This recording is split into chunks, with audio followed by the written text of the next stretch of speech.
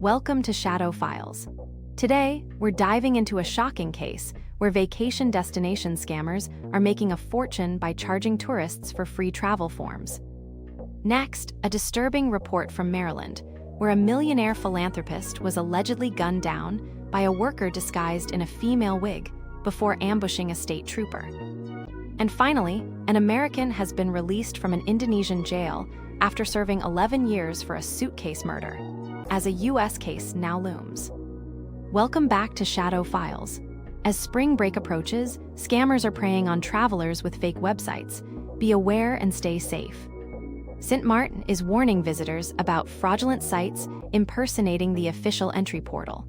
These scammers charge money for a free form, often up to $140 per person.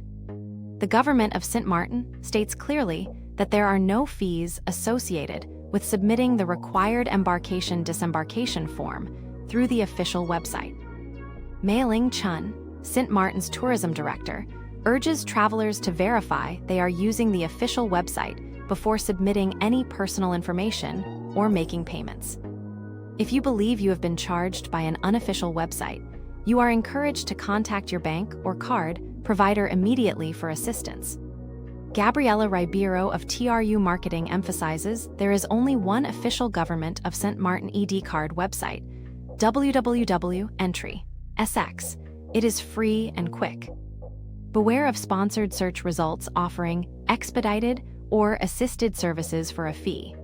These are not necessarily fraudulent, but charge for a free service.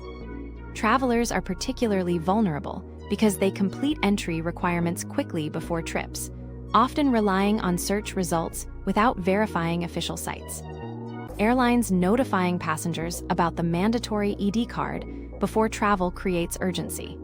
This can lead travelers to click the first link they see without verification. A chilling case unfolds as an assisted living employee, accused of disguising himself in wigs to murder an 87-year-old philanthropist, is now charged with shooting at a state trooper.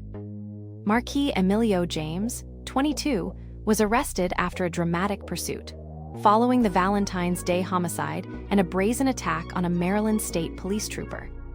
Surveillance footage and disabled alarm sensors point to James' alleged involvement, as investigators found paper towels used to prop open doors on the day of the murder.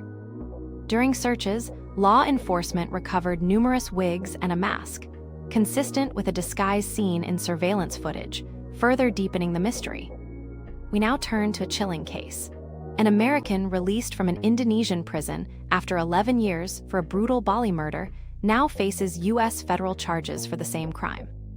Tommy Schaefer, recently deported to the U.S., was serving an 18-year sentence for the 2014 murder of his then-girlfriend's mother, Sheila von Wiesmack, during a luxury vacation. Prosecutors allege the couple sought access to a $1.5 million trust fund.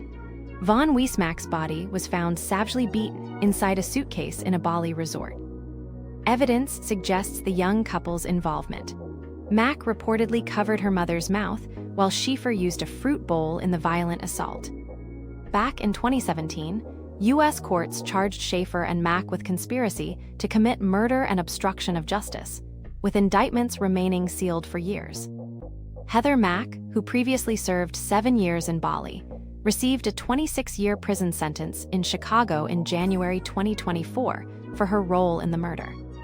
An acting attorney general stated, Heather Mack planned to violently murder her own mother.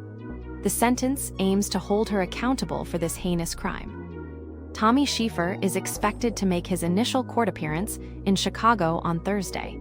It's unclear who will represent him in his new U.S. case.